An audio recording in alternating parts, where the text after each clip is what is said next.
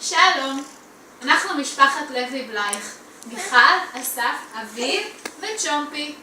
אנחנו טסים לרילוקיישן לשנה לאירלנד.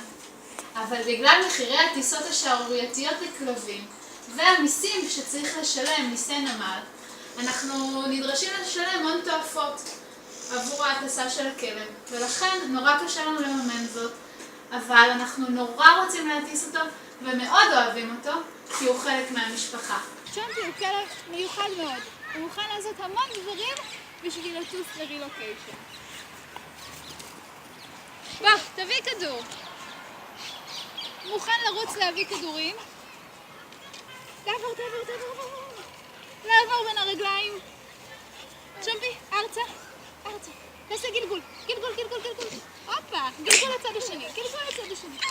צ'ומפי, מת. כלב טוב.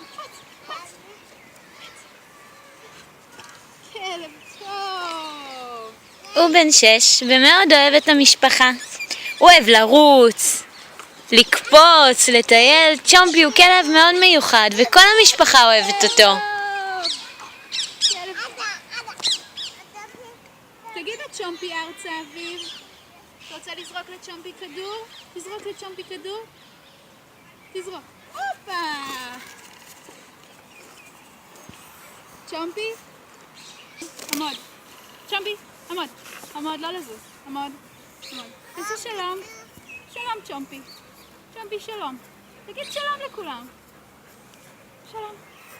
כלב טוב.